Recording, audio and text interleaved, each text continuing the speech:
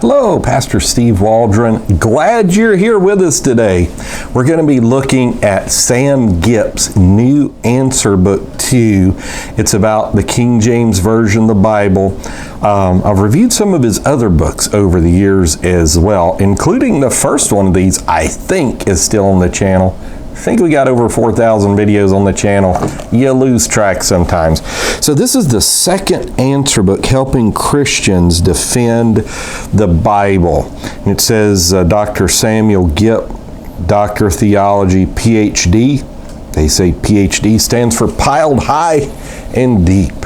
So let's take a look on the inside. I noticed that it was copyright 2020. And let's see some of his other books. Reading and Understanding the Variations Between the Critical Apparatuses of Nestle's 25th and 26th editions, the Novum Testamentum Graecii, How to Minister to Youth, Selected Sermons, Your Purpose for Existing, How to Get Your Book Published, Fight On Stories, Christian School Materials, Gipp's Understandable History of the Bible, Practical and Theological Study of the Book of Acts, also the Book of John, Living with Pain, Answers to the Ravings of a Mad Plunger.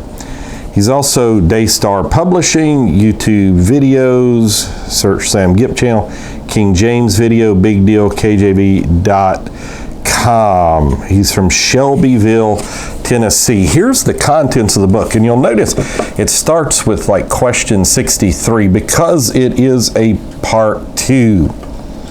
As you're looking at that, it says, where should a Bible believer begin in defending their Bible? Isn't the Bible settled in heaven? Why can't another English version be the perfect Bible? Isn't the King James Bible written in Old English? What's the difference between fats and vats and different King James Bibles? Can you correct the originals with the King James Bible? And aren't conservative translations trustworthy? So this is just a really good book. I have not read it from cover to cover yet, reading through it. And that, what I mean by that is like turning the page and reading what he's got to say. It seems to me to be a little more, how should I say, academic than the first one, the Understandable History of the Bible as well. Even though, you know, for him to be writing about differences between the 25th and 26th edition of the Nestle's Island text, or the Nestle's Island text as some pronounce it. He's pretty learned. So this is just a good, handy little book to have around. Let's see how many pages this thing is. Let's take a look here. Also, the print size is probably 12-point print, no ghosting, you know, paperback book papers bigger than, thicker than Bible paper, so it's easier to read. But yeah, just very easy to read, and it's, it is 150, 161, 164 pages of text, and then it has an appendix as well. And then it's got a little advertisement of Daystar Publishing, a charted history of the Bible. That's pretty neat. Bread of Life. That's, you know, I'm not acquainted so much with Daystar Publishing. They've got some Old Paths Preaching Methods. Is our English Bible inspired?